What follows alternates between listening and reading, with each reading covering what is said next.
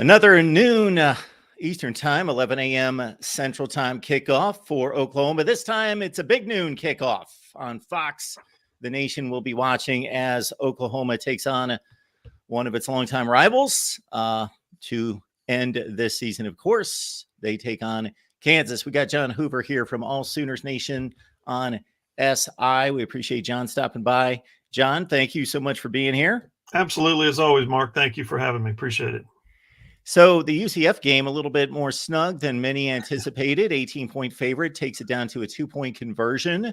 Other aspects of that, John Rice Plumlee was able to make it back into the UCF lineup, but was a bit restricted based on his injuries. And just cause for concern considering that is a typical letdown spot. However, they had the bye prior to the game. This was also a UCF team that obviously still has yet to win a game in the Big 12. Went through a stretch of time where they gave up 60 consecutive points at the end of the Baylor game, the beginning of the Kansas game without scoring. So they've really scuffled in Big 12 action and actually gave their best effort against Oklahoma. It was tighter than anyone around here thought, for sure. 31-29, and you had to have a fourth quarter comeback, right?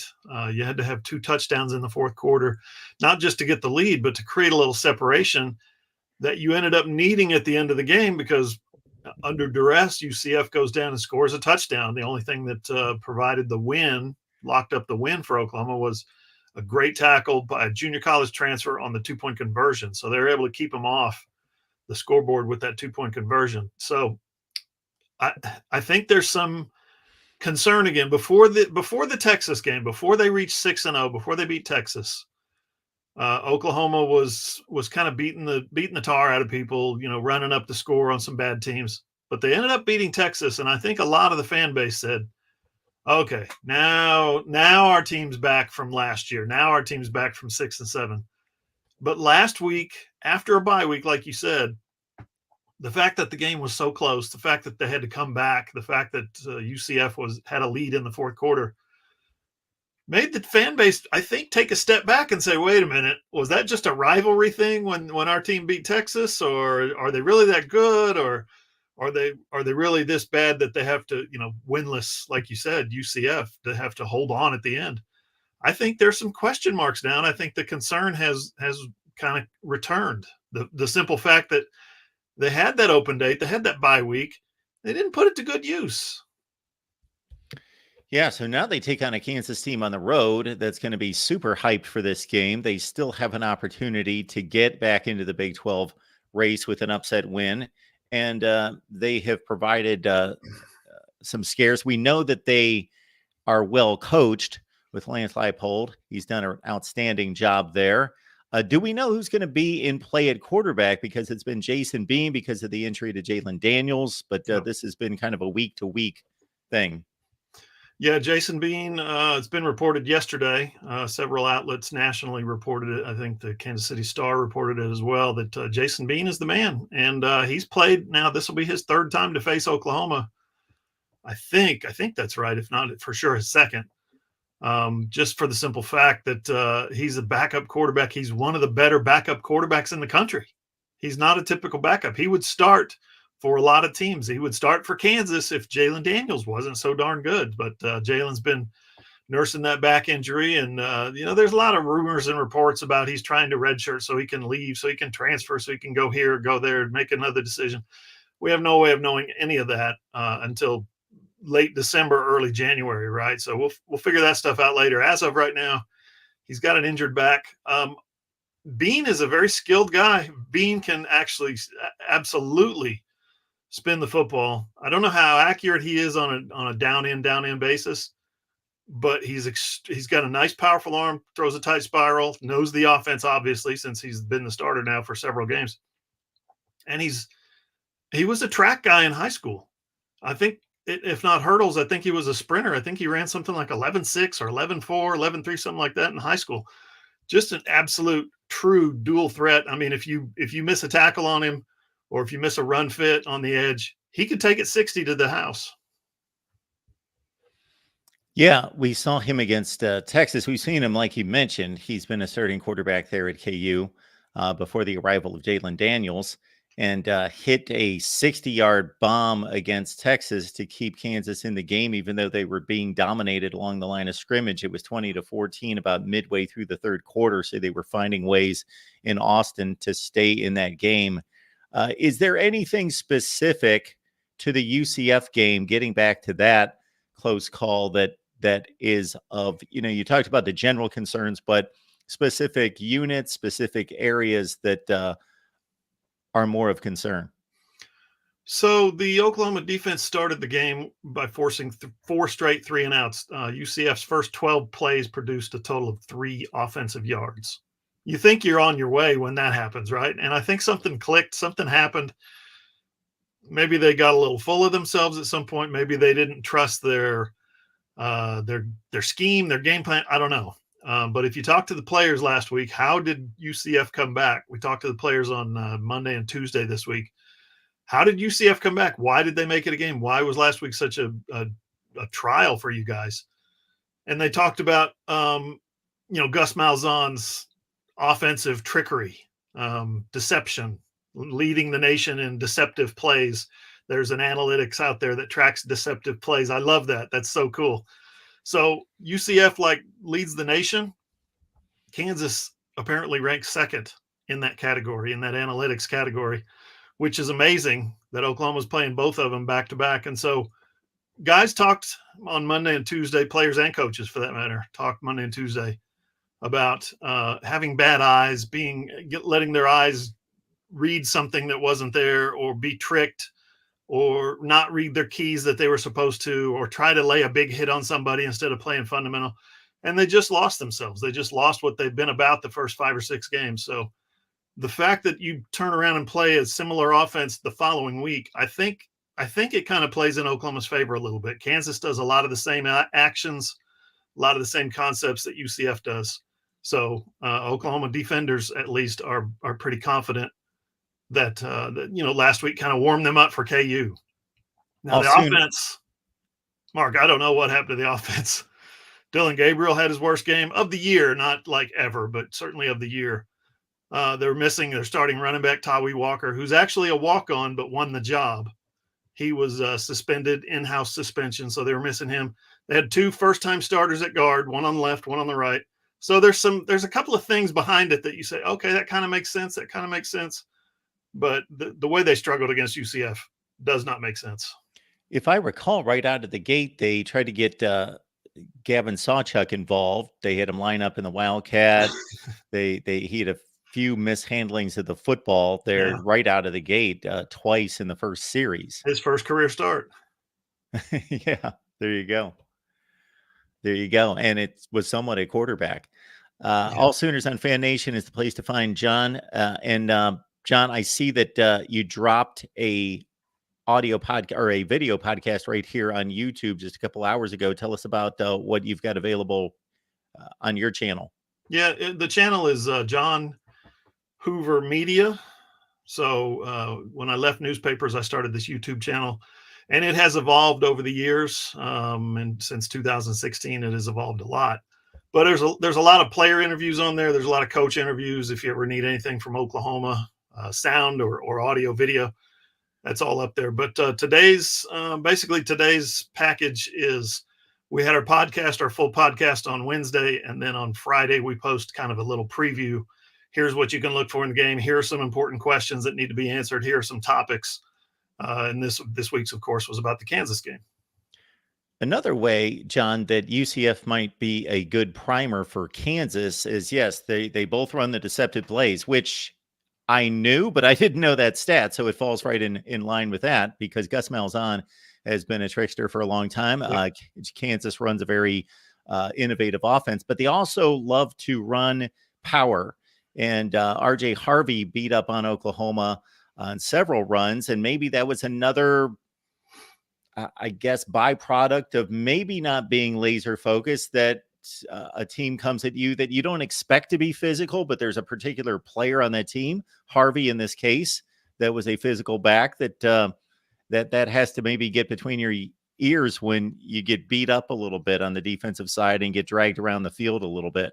Yeah, I think that's well said. He's a good running back, and I mean, he's a lot of people are asking how in the world did he end up at UCF? Well, UCF's doing some really good recruiting lately. He is a very good player. On that play is one of the eye candy things I was talking about. It was a little option play coming to the end to the defensive end. He thinks he sees something. And he jumps upfield, which creates a running lane for Harvey to cut back in, and then the linebacker pursuit was not where it was supposed to be. And then that was a 54-yard run down to the 2-yard line. Their other long play was an 86-yard pass that had a play action, RPO, and then when the quarterback John Rice Plumlee found he had a receiver who had faked a block action and then took off down the sideline against Oklahoma's most experienced cornerback, a fifth-year senior, 4-year starter, basically.